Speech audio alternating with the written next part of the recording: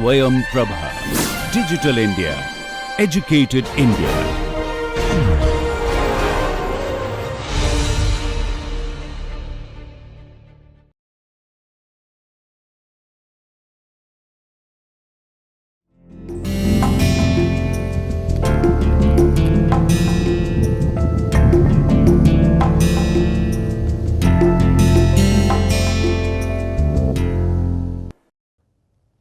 So, friends, in this course of production and operations management, we are talking about inventory management.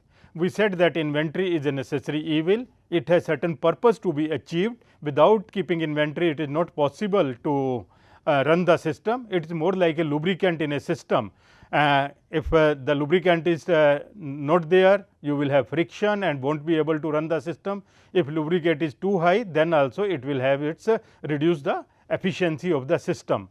So, in that sense, then we are studying several types of models, inventory models under different situation. If you recollect, we have so far talked about first we discussed the multi-period models. In this we talked about purchase model. We also talked about production models.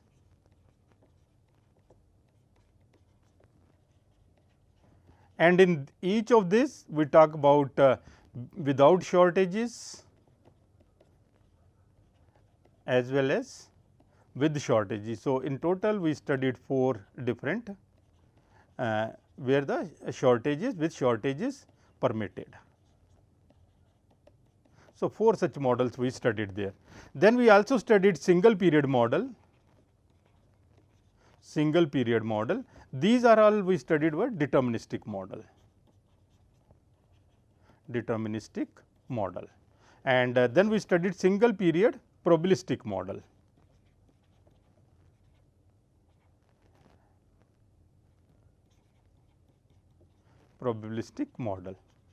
Today in this session, we are talking about multi-period probabilistic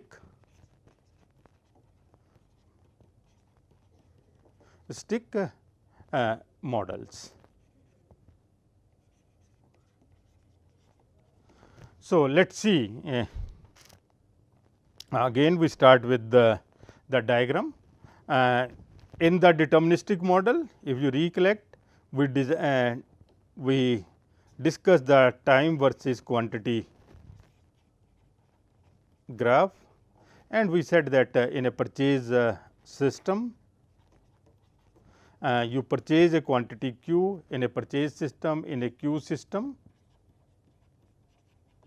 We purchase a quantity Q and then we consume it, the demand is uniform and constant, and at the reorder point,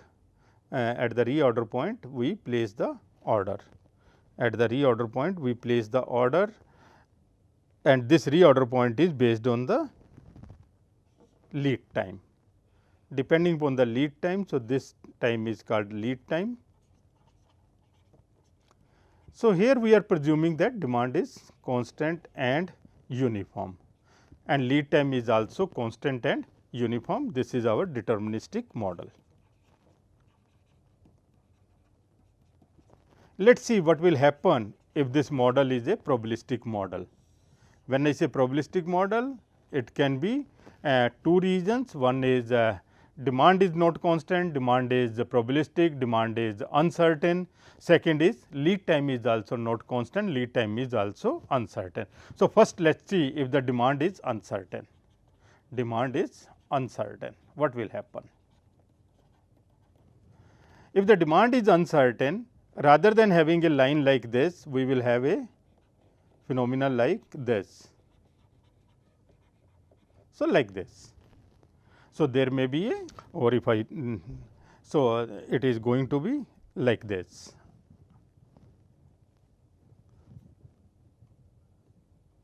So, rather than having a straight line, it will be sometimes demand is more, sometimes demand is less, sometime more, sometime less, and maybe it is something like this. It can be like this also, demand can be more in some periods and like this. And if this is your lead time as we can draw here, and material will come, this is your reorder point.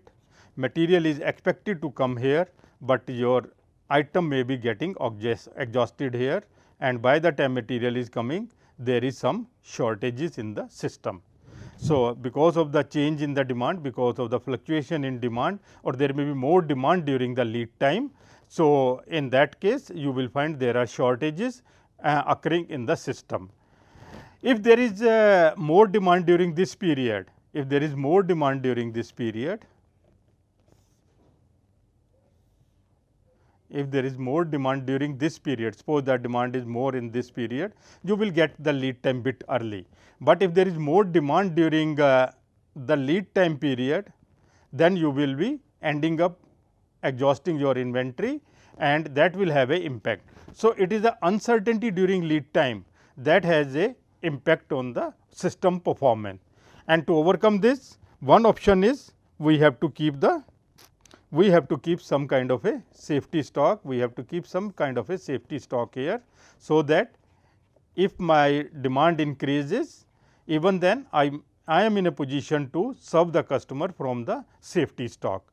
Same way we can look at it, rather than material coming at this point, material is bit late. Normal lead time is 3 days, but material is coming after 3.5 days. So, what will happen in that case also? The demand will go in the downwards safety stock. So, in that case also, if lead time is uncertain, in that case also we have to keep some safety stock, so that we can meet the customer requirements without even if I am not able to get the supplies from the supplier. So, that is how this or my production system can run very smoothly, even if there is a problem from the supplier, or if there is a high demand from the customer, in that case also with the help of safety stock. So, in this model, probabilistic model, the important task for us is to calculate the safety stock. How much safety stock I should keep? How much safety stock I should keep to be kept? Okay. So, now we are having 3 questions to be answered. This is the question number 3, and 1 and 2 we have already said. How much to order and when to order. So, along with this, now we have to answer one more question, how much safety stock to be kept in the system. Now, you see that suppose that your demand is normally distributed. Presume that demand is normally distributed, and you want to this is the case, this is your mean demand, we can say x bar, and there is some standard deviation of demand. So, if you want to give certain service level, let us say 95% service level, that means this area is 0.95. Then this is the safety stock which is required. This is the amount of safety stock which is required. Okay. And this value is called Z sigma. So, this is called Z, which we can read from the standard normal distribution into sigma. Now, see, if your standard deviation is high, if your distribution is rather than this, it is like this, and in that case if you want to give 95% service level, now if you want to give 95% service level, your safety stock will be more, safety stock will be of the tune of this. So, one conclusion we can draw is, as the uncertainty increases, the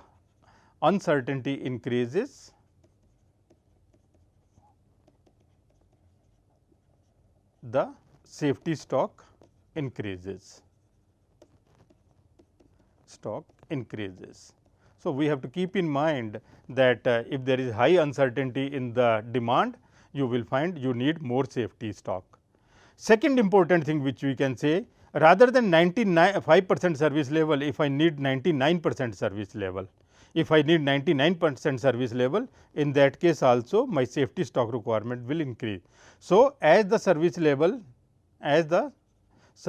requirement increases,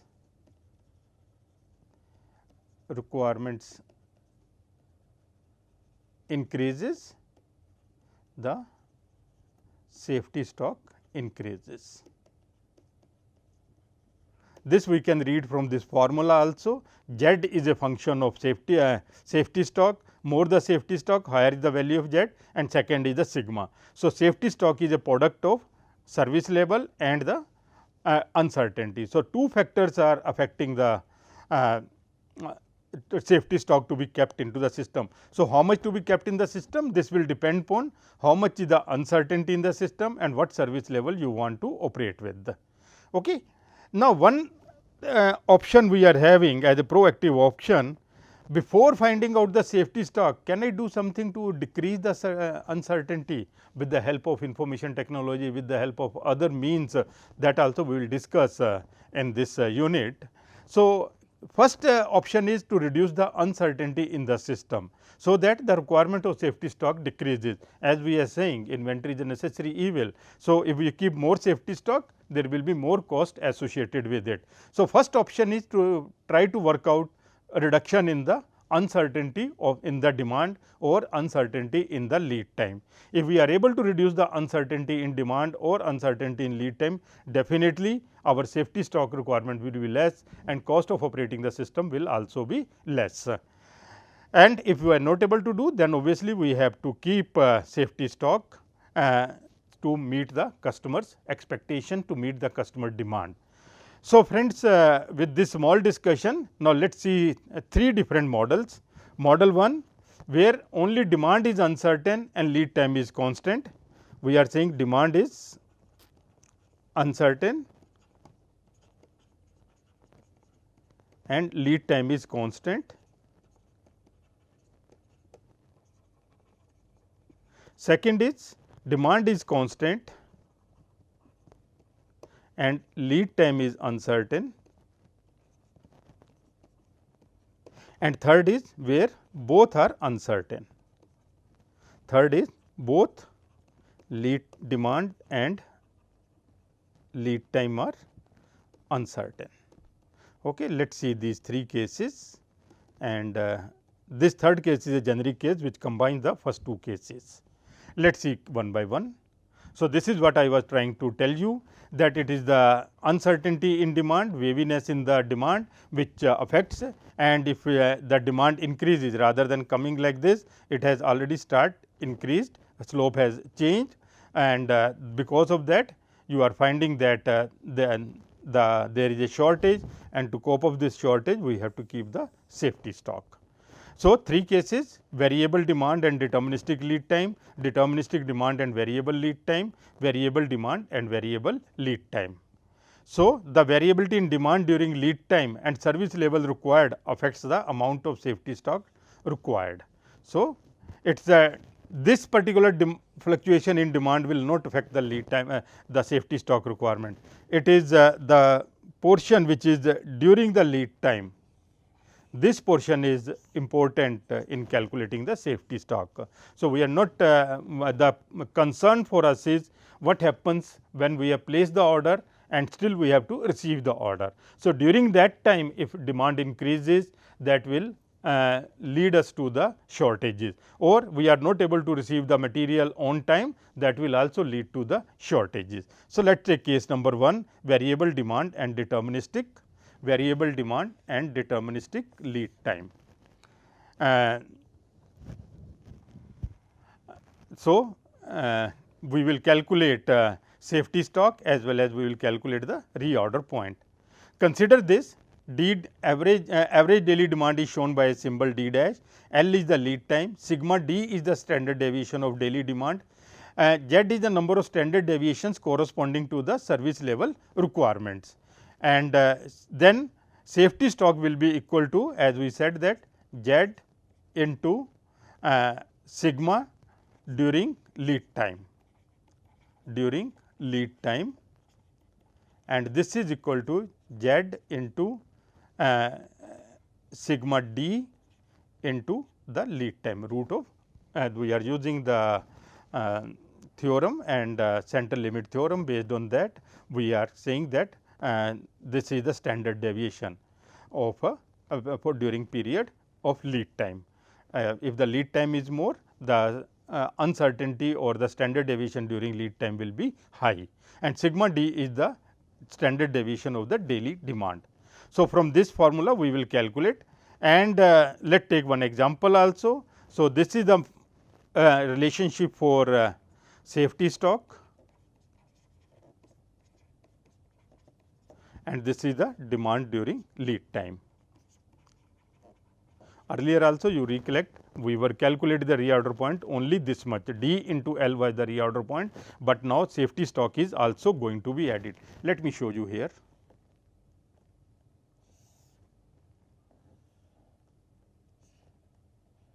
This was your normal case, this was your reorder point. Now, if we are added the safety stock here, so reorder point will be D into L plus the safety stock, will be D into L lead time plus safety stock. So, we will calculate this. Okay. So, if we take some numbers, if my demand is 400 units per day and standard deviation of demand is 25 units per day and lead time is 4 days. Service level requirement is 95%. That means, I want to provide a service level of 5% time, I may say that there can be shortages possible. So, this is the situation, mean is equal to 400, standard deviation is equal to 25 and service level requirement is 95%. Now, we will use the normal distribution table. We will use the normal distribution table to read the value of there was a table available, or let us go upward to see the table. Yes. So, we can see 95%, 95% is somewhere in between the two. So, the value of Z is equal to 1.645. The value of Z is 1.645 for a service level of 95%. With this we can use this standard normal table. So, for Z is for service level of 95, the value of Z is this. Now, we can apply this relationship. So, we can calculate the safety stock. Safety stock is equal to Z into this is equal to 1.645 into sigma d is 25 and under root of lead time is 4, and together this will give us a safety stock of 82.25, that is 82 units. And so, reorder point is D into L, D into L is equal to 400 units of demand and lead time was 4, that is 1600. So, my total reorder point will be 1600 plus 82, that is 1682. So, this is how we can calculate the safety stock and the reorder point for a given situation. This particular case we have taken where the demand is varying, whereas lead time is deterministic. Now, take the second case where we are presuming that demand is deterministic and lead time is varying. Demand is deterministic point with deterministic demand and variable lead time. Okay. So, in this case again we are presuming that D is my daily demand. We have not taken D bar because demand is deterministic, and we have not considered sigma D also because demand is deterministic. But here we are saying average lead time. We are taking average lead time and we are taking standard deviation of lead time, and again we are taking Z corresponding to the standard deviations corresponding to the service level, and then our safety stock will be Z into D, Z into D into sigma L. Okay. And reorder point by the same concept, along with that we will say demand during lead time plus safety stock is our reorder point. Take the same numbers, mean demand is let us say 400 units, lead time is 4 days and standard deviation of lead time is 1 day. Okay. So, in that way if we draw here, average lead time is 4 days and standard deviation of lead time is 1 day. Okay. And then for 95% service level, the value of Z is 1.645. So, my safety stock is, now it is a simple thing, is equal to Z, that is 1.645, into D, demand is 400, into sigma L, that is 1 day. Okay. So, this will give us a answer of 658 units. And similarly, the demand during lead time D into L bar is equal to 400 into 4, that is 1600. So, my total reorder point is 1600 plus 658, that is 2258 units. So, what we are observing, the lead time variability has a much more impact on the safety stock. We need a very high safety stock even if the standard deviation of lead time is 1 day. So, this is how we can calculate the reorder point if my demand is deterministic and lead time is varying. Now, let us see the third case where we are having variable demand as well as variable lead time. We are combining both the formulas together here, like here we were having Z into sigma D under the root L for demand variability,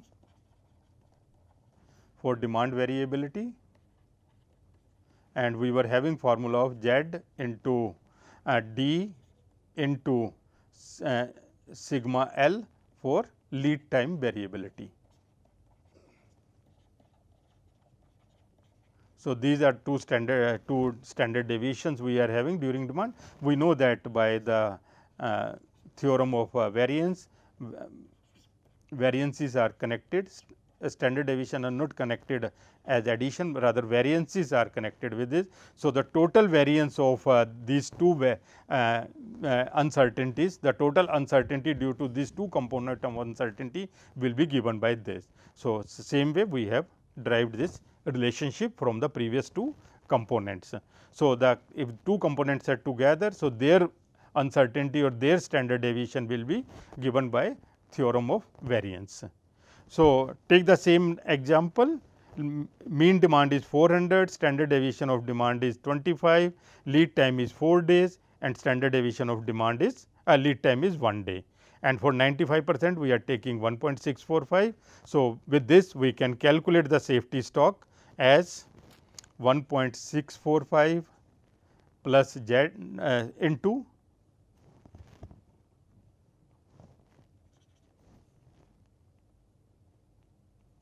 1.645 into under the root of these number. Sigma D is 25 whole square, lead time is 4 plus D is 400 square into sigma L is 1 square. So, if we solve this, we will get a answer of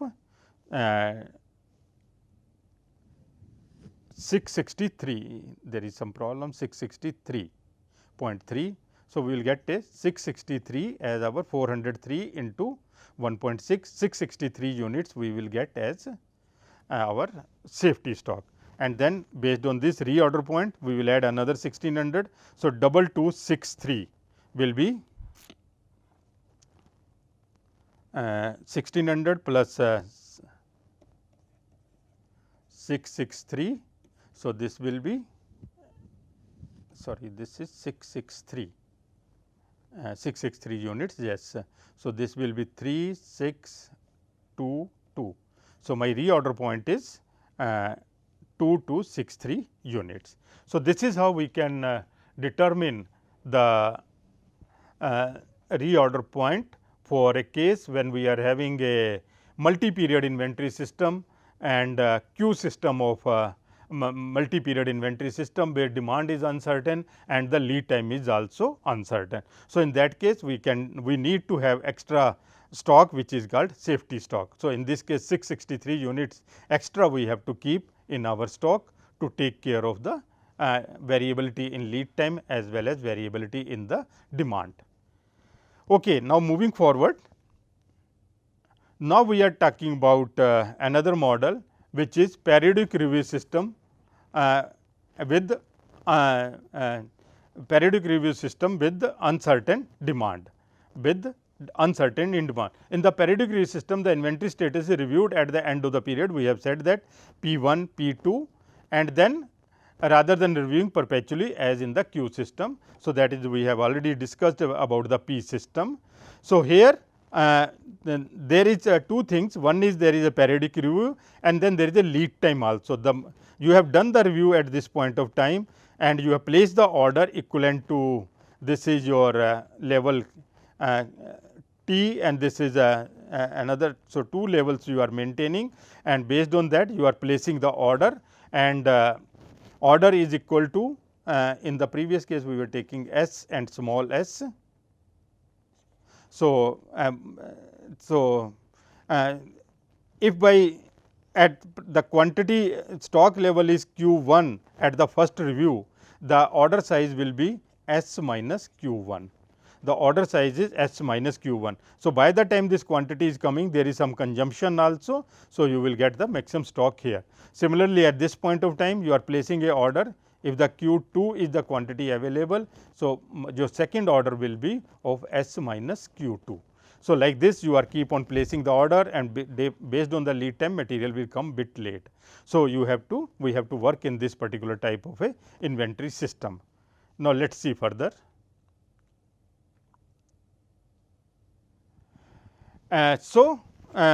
Order size is equal to average demand during 2 consecutive period plus safety stock and minus the inventory currently on hand. Okay, based on that, so we will find out my order quantity as I was saying average demand into average demand during 2 periodic review plus the lead time and plus some safety stock minus the inventory at hand. So, that is what Q1, this was we are taking Q1 which was the inventory at hand at the review time. Okay. So, this is the quantity to be ordered. We can work out for a multi-period system the standard deviation also. The standard deviation of a multi-period system during review period plus lead time is given by this expression, where sigma d is the standard deviation of demand. Since each day is independent and sigma d is constant, so we can take sigma d plus during the lead time is equal to T plus L into sigma d square. In the same manner, we were doing in the Q system. So, my standard deviation during lead time during periodic review plus lead time is given by this particular expression, sigma during review period plus lead time is equal to root of time between the two review plus the lead time into sigma d whole square. So, this is how we will work out. Let us see one numerical example. If the average daily demand of an item is 40 units, the review period is 30 days, every 30 days we are reviewing and lead time is 6 days. So, T is equal to in our case is 30 days, it is written here, T is equal to 30 days and lead time is 6 days and average demand is 40 units and standard deviation of the demand is 4 units. Standard deviation of the demand is 4 units.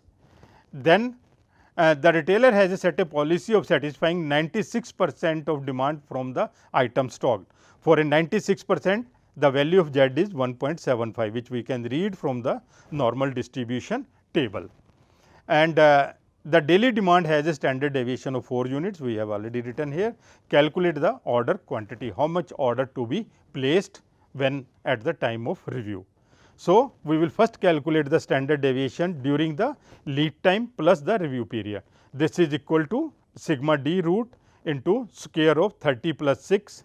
So, this is 24 is your standard deviation during review period plus the lead time. From this you will get the value of Q as average demand into 36 plus 1.75 is. So, this is the demand during the review period plus this lead time. And this is the safety stock which we are planning. This is the safety stock which we are planning. If 200 is your stock available, sorry 300 is the stock available, there is some typing mistake here. If 300 is the stock available as given here, so I have to place an order for 1182 units at the review time. So, I have to place an order of 1182 units at the review time. So, this is how in the periodic review also we can calculate if the demand is uncertain, we can calculate how much order I should place. If there is no uncertainty, if there is no uncertainties, if it is a deterministic case, then I would have placed order for 40 into 36. 40 is my average demand, 30 is my periodic review and 6 days the lead time. So, based on that I would have placed the order for only 40 into 36. So, this additional component is coming because of the uncertainty in the demand. Now, as we said when we were talking about P system and Q system, we said that Q system is required for A class item. If you recollect, Q system is required for A class items and P system is required for B and C class items. So, in this case and we will have some other classifications also of inventory for the purpose of better inventory management. So, in this we are discussing now the classification of inventory. So, every organization has large number of items in its inventory. It is not possible and also economically not desirable also to manage all of them with the same vigor and policies. So, that is why this is also called management by objectives also. You divide the total whole into parts and give more focus to certain part and less focus to some other parts. So, that is how the management is, otherwise you do not have the resources and economically it is not possible, it is going too expensive. We give equal importance to all the assignments, all the items in the inventory in this particular case. So, what we do is we classify the items and there are several classifications which are there and they are classified with some characteristics. One classification which we are going to use here is we are going to have a procedure also we will understand. ABC analysis, this is based on the annual usage value and annual usage value is a product of annual demand and unit price. Annual usage value, how much is the total money required to purchase a particular item. So, it is a product of your demand and the unit price and this is used for selecting between Q model and P model. I have already said also to decide the desired service level in the probabilistic cases, this factor we will discuss. Then there is a VED analysis which is called vital, essential and desirable. V stands for vital, E stands for essential and D stands for desirable. When we say item is vital, that means it is very critical. If the item is not available, your whole manufacturing process will come to a standstill. It can be a small fastener also, it can be some high value component also. Like in a kitchen, if I take the example, I can say that salt is one item which is very critical. If salt is not available in the kitchen, you will hardly able to cook any item. Okay. So, similarly in a assembly area you may require some fastener which is required at the beginning of the process. So, that component if it is not there you will not be able to start the assembly operation. So, this is or it can be a in case of let us say motorcycle bikes assembly fuel tank. If fuel tank is not there you will not be able to dispatch any item. So, in that way this is a vital item or it can be essential also, we can call it essential. You can keep on manufacturing as and when fuel tanks are available, you can fit them because that is the last operation on this, you can fit them, finish them and send it. So, that way we can essential means if the item is not there still you can work for certain period of time and as and when item is coming you can cope up with that. But if the essential item is not available for a longer period of time, obviously you have to shut down your processes. On the third level is the which is having a low level of criticality, they are called desirable item. If that item is not there even for a good amount of time, it will not disturb your manufacturing processes. But obviously, if it is beyond a certain point, if it is not available, it will become essential and then if it is not available further, then it may become critical, it may become very, very vital also. So, it is a time frame if the item is not there. What is the impact of shortage? What is the implication of the shortage. If the item is shortage, what is the implication of shortages? So, that is the classification which is called vital, essential and desirable. Along with the ABC and VED analysis, we can decide the service level, we will discuss that. Then there is analysis of FSN also, fast moving, slow moving and not moving item, not moving is dead stock. So, this is particularly used in warehouse planning. In the warehouse, fast moving item you can keep at the lower floors, fast moving item you can keep near to the gate also, whereas slow moving item you can keep at a higher floors or you can keep away from the gate, and non moving item you should try to dispose it off, you should try to see that they are not kept into the store. Non moving item, if you have not used the item in the last 3 months or 6 months, you can declare them as a non moving item, and you can have a system by which they can be disposed of. There are other classifications also. As I said, ABC analysis is based on price and volume, and ultimately they are combined together with the product as annual usage value. Whereas, VED analysis is vital, essential and desirable item, and fast, slow and normal moving or not moving item. Sometimes we say normal moving, sometimes we say non moving items also. So, we have to work out with respect to their inventory management, with respect to their storage, warehousing. Then there is a based on the demand only, volumes only, high demand items, medium demand items and low demand items. Then there is another classification which is called SDE classification, scarce material which is not available, there is shortage of those materials. Then there are materials which are difficult to obtain. This scarcity can be limited number of vendors also, or difficulty can be vendor is at a remote place also, or there may be transportation difficulty, or again there may be demand is more than the supplies. In the case of scarcity, demand is much more than the supplies. In case of difficult, it can be several other factors also which can make it difficult to procure the material. And then E stands for easy to obtain, where you are having local vendors available, multiple vendors available, supply is much more than the demand, they are easy to obtain material. Then we can also have a classification which is called GOLF, government item which are controlled by the government item. You need to have license or something to get that item, maybe some imported item. If you want to import that item, you need the permission of the government. Then there are ordinary items which are available in your vicinity, or local items and foreign items which need to be imported. There can be item within India also for which you need to have some license or some government permission to procure that. So, that is the GOLF this thing. So, prioritization is based on some logical basis. It can be based on volumes, it can be based on price, it can be based on the criticality, or it can be based on any other factor like if it is locally available, or you need to import the item, or some kind of a government control is there, or they are openly available in the market. And based on this, we will prioritize the managerial efforts also.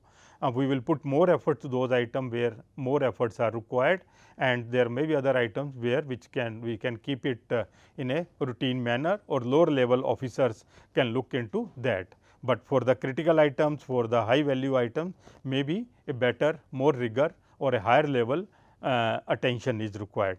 And then we can monitor and control these items in a very selective manner.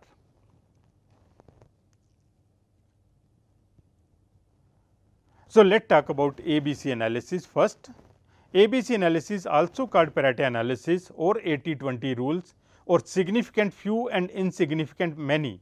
You will find in school functions etc., there are few students of the school who are who bagged all the prizes in sports as well as in academics also. In annual function you will find there are few students. If the school has let us say 2000 students, maybe 20 or 30 odd students are bagging around 80 to 90% of the all awards and medals. So, they are called significant few, and other out of 2000 maybe 50 students are significant few, and remaining 1950 are insignificant many. So, in the inventory system also, if you are maintaining 2000 items in your stock, there may be 50 odd items which are significant, and there may be another large number of items which are non-significant. This significant item we call them A class item, non-significant items are called B and C class items. So, by classifying them we can give a selective treatment to them. So, it is a method of classifying the items, events, activities according to their relative importance. According to their relative importance, we can classify the item, so that we can give a very selective treatment, managerial treatment to those activities which are very important, which are significant, and others which are less significant. It is frequently used in inventory management, where it is used to classify the stock items into groups based on their total annual expenditure for or to total stock holding cost of each item. Annual expenditure or total stock holding cost of each item. Company often concentrate on high value important items. As I said, more focus is on A class items. Okay. So, in ABC classification we give more importance to those items which are high value A class items, and we give less importance to items which are B or C category. We use perpetual system, Q system, perpetual system for A class items. That is the biggest advantage of ABC classification in the inventory management, application of ABC classification in inventory management. Perpetual inventory control, a constant monitoring is carried out for A class items, and for B class items and C class items we can have a periodic review system, not to review every day. We can review them at a regular interval. Regular interval can be weekly, it can be monthly, it can be quarterly also. For C class item, maybe you are reviewing it quarterly also.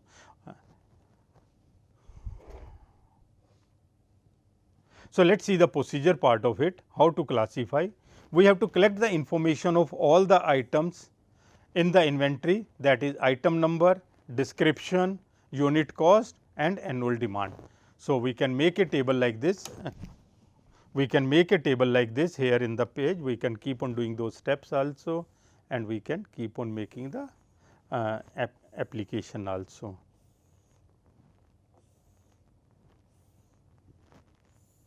So, item number, description,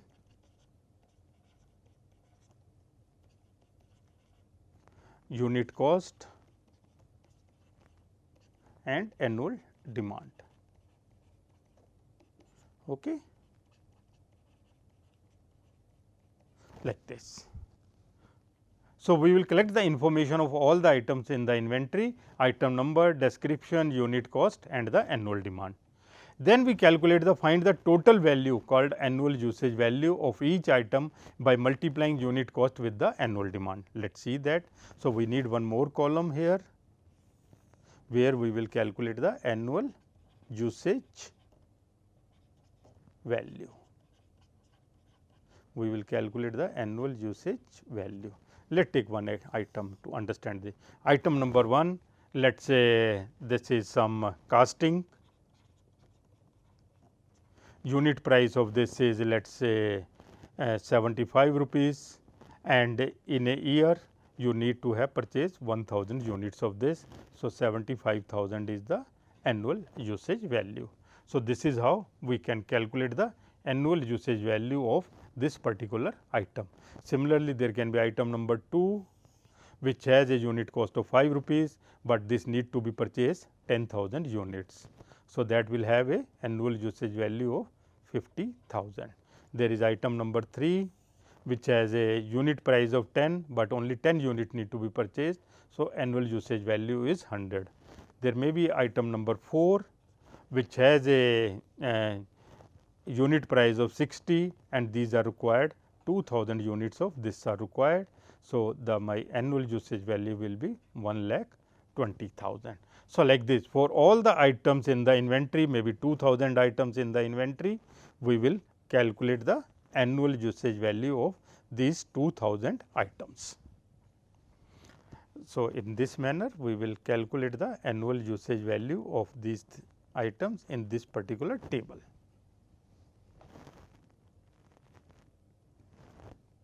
Now, after doing this, we have calculated the total value of the inventory.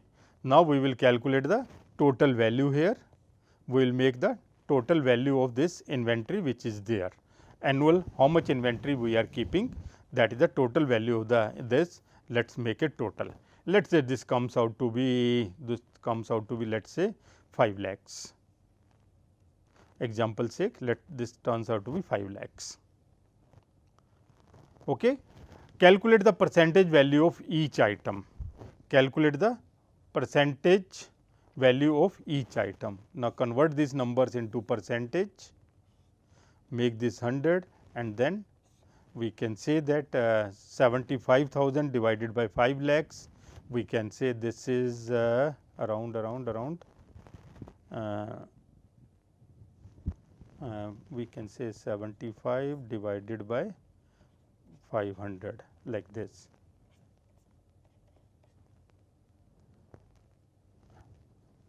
So, into 100, so this is 15%, so 0.15. Similarly, if I am taking 50,000, this is 10% of the item. If I am taking 120, so 120 divided by 500 into 100, so this is 24%. And if it is 100 only, this will have a very small fraction here. So, like this I convert them into percentage. Okay. In this way we convert into percentage. Let us see the next part. Then arrange the item in the descending order of their percentage value. Arrange the item in the descending order of their percentage value. So, we will develop one more table here.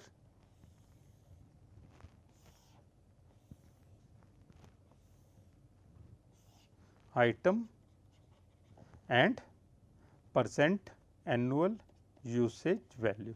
So, this we call it annual usage value. So, this is our annual usage value which has been converted into percentage. Okay. So, we say item number 1 has a annual usage value of 0.24. Item number 2 has a annual usage value of 0.15. Item number 3 has a annual usage value of this, and like this we keep on doing for all the 2000 item, and this at the end will be, if we total it, we will say it is 1.00, and then we will calculate the cumulative annual usage value also, cumulative annual usage value, percent annual usage value. So, that will be 0.24, 0.39, 0.49, and keep on doing it till we reach to 1.00. So, like this. So, this is now we are doing the graphing of charting of this information. So, arrange the items in the descending order of their percentage value. Now, we can draw the graph. Now, we can draw the graph between them and classify the items. We can draw the graph where to create the space for this. Let us have one more sheet here. So, let us plot the graph for this.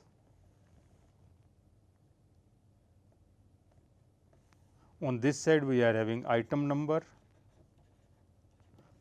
0 to 2000, and on this side we are having cumulative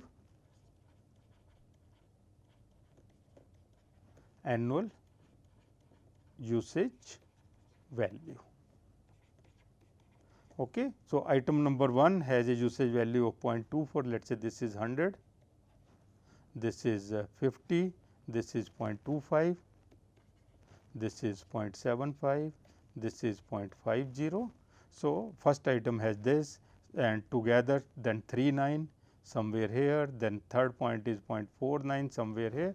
So, like this if we plot the graph, we will get a line like this, we will get a curve like this, and this is where your 2000 items are coming. Okay. So, we will get a curve something like this, or we can draw it slightly better also. We can draw it slightly better also. So, this is we have taken 1.0, this is 0.5, this is 0.75, this is 0.5, and item number 1 we said that 0.24, 0.25. So, first item, then second is 0.39, third is 0.49. So, we may get a curve of this nature also, and ultimately it is going to touch the line here, which is where the 2000 items are coming. Okay. So, this is items number and this is percent cumulative percent annual usage value. So, like this. Now, our next step is to classify these items. The first classification where around 70% or 70% numbers are coming. So, you will find a very small quantity, around 10% of these numbers account for 75% of the value. Then there is another around 20% of this, they are account for another 20% of this, and then there is another 70% numbers which account for 5% or 10% of these numbers. And these items which are very small in number, but their purchase value is very high. So, these items are categorized as A class items, these are categorized as B class items, and these are categorized as C class item. So, this is how we can classify these items as A class items, B class items and C class items. So, very simple technique, but very useful technique. List all the items here as we have listed here, item number, description, unit cost, annual demand. Then calculate the. So, this is your first step of data sheet. This, if you are following a ERP system, this information is available in your ERP. And then you have to in the ERP itself. Now, in the ERP system all ABC analysis can be done very easily, because data is with you. You calculate the annual usage value, convert it into percentage, and then calculate the arrange them in the descending order. Arrange them in descending order. Arrange them in descending order, and from this descending order calculate the cumulative percentage annual usage value, and then plot the graph between item numbers and cumulative annual usage value, and then classify these items as A class item, B class item and C class items. So, this is how you can say various items are listed here, and A class items which their monetary value is 80% and in terms of number they are around 15%. B class item, these numbers you will find sometimes the number of items can be 5% also, 2% also. Out of 2000 items, maybe only 5 items are A class, which contribute 75 to 80% of the value. There may be other cases, it number can be more also. So, these numbers are do not take this number too literally, they only indicate that a very small number and very high value, very high numbers and very small value. So, in that case, so these are, we can call them as significant few. Significant few. Few can be 5%, few can be 2%, few can be 15%, and then these are insignificant many. So, insignificant many can be 55% or it can be 70% or they can be 80% also in some cases, and their contribution may be very small, whereas significant few has a very high contribution. This is also called, as I said, 80-20 rules. 80-20 rule says that 80% of the worth of a system, like in economy of India also, 80% of the capital is with 20% of the population, not even 20%, maybe 5% of the population. But rule says that 80% of the impact in the system is coming from the 20% of the population, whereas remaining 80% population has impact of 20% only. So, very popular 80-20 rule, also called Pareto law, which is very significantly used in quality circles and problem solving. You identify large number of problems there as in quality circles which you want to discuss, or which out of that then you do the Pareto analysis to select the significant few which has a high impact. So, Pareto analysis is very useful in problem solving areas also, where you are having a large number of solutions available, and from there you can determine, like if you want to find out the certain cause, there may be some let us say air pollution in a particular city, and then you can draw the fishbone diagram for that. You say that what are the causes for air pollution in city X. Okay. What are the various reasons? So, we can draw the fishbone diagram, and we can note down the various thing, and then for that we can find out what is their relative importance, how much each one of them is contributing to the air pollution.